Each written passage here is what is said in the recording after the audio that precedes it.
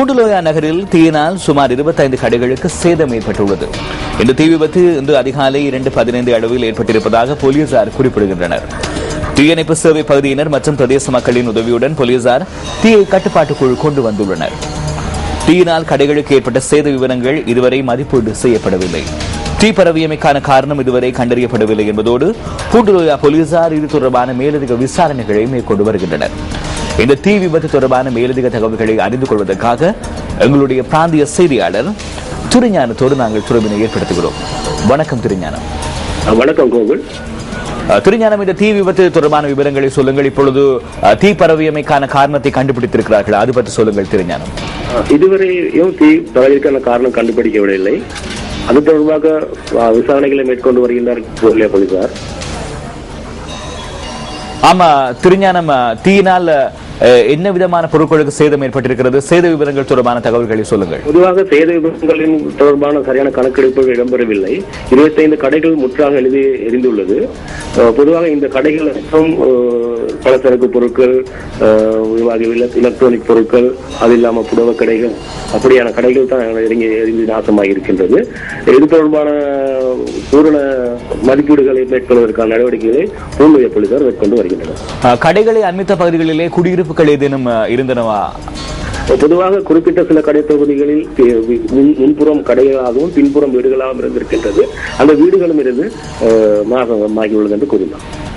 ஆமா, நன்றி திருஞானம்.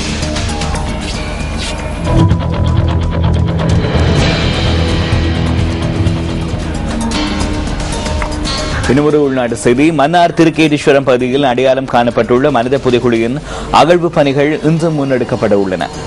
28ஆம் நாளாக இந்த புதைகுழி அகழ்வு பணிகள் இன்று முன்னெடுக்கப்பட உள்ளதோடு இதுவரை மேற்கொள்ளப்பட்ட அகழ்வுகளின் மூலம் மொத்தம் 74 மண்டையோடுகள் கண்டுபிடிக்கப்பட்டுள்ளன. மன்னார் மனித புதைகுழியில் இருந்து நேற்றும் 5 மண்டையோடுகள் அடையாளம் காணப்பட்டதாக போலீஸ் ஊடக பேச்சாளரும் சிரேஷ்ட போலீஸ் அத்தியட்சகருமான அஜித் ரோஹன குறிப்பிட்டார். விரிவான தகவல்களை அறிந்து கொள்வதற்காக நமது பிராந்திய செய்தியாளர் வாஸ் குஞ்சி இணைந்து கொள்கிறார். வணக்கம் வாஸ் குஞ்சி. வணக்கம்.